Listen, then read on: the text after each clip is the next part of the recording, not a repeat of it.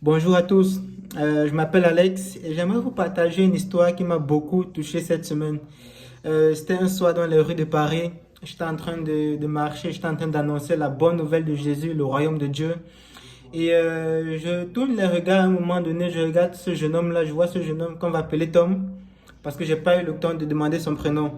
Et Tom m'expliquait qu'il y a quelques années, il a perdu sa grand-mère dans des circonstances plutôt difficiles, j'imagine. C'était une femme qui croyait en Dieu. Et à un moment donné de sa vie, elle est tombée malade.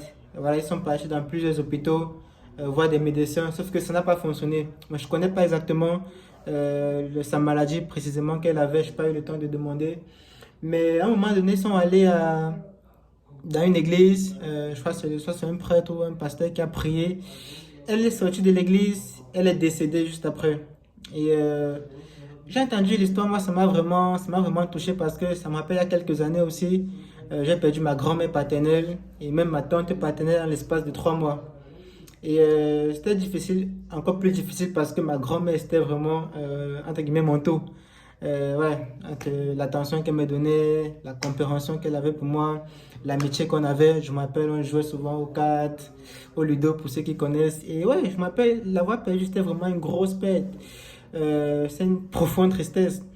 Et c'est un peu comme si un monde s'écroule en fait. Ça j'avais vraiment senti la peine de Tom à ce moment-là.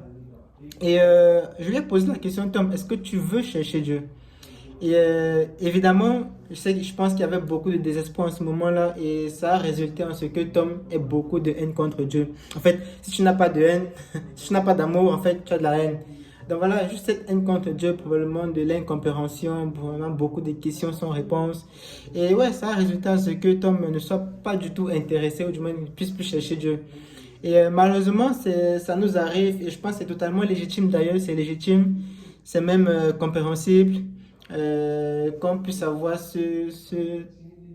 ouais, cette haine en fait contre Dieu parce que soit on a été forcé quand on était jeune pour aller au catéchisme, soit il y a eu un malheur dans notre vie, soit il y a eu des situations qui ont fait que euh, on ne puisse plus vraiment s'intéresser à Dieu. Il y a une écriture en Philippiens chapitre 1 qui me parle beaucoup dans ce genre de circonstances. Philippiens chapitre 1, les versets 20-21.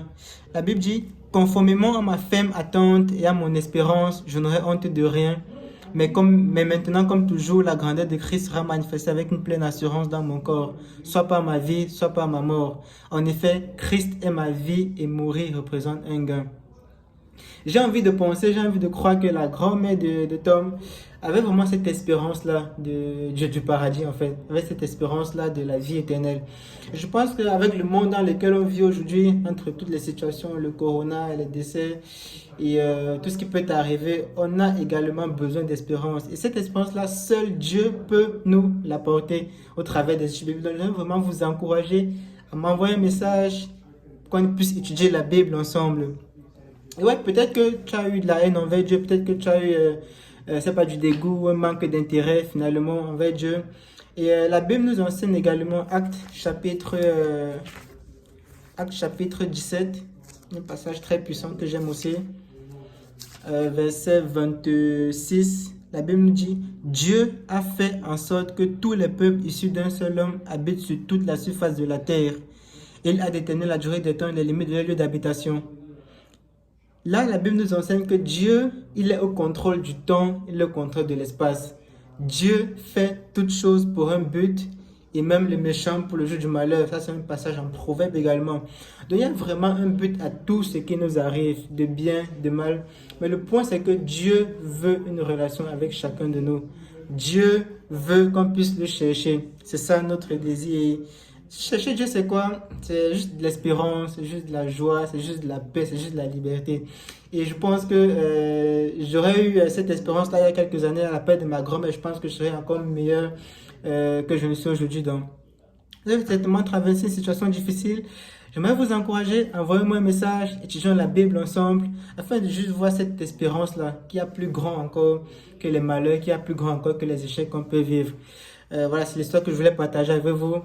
Bonne soirée.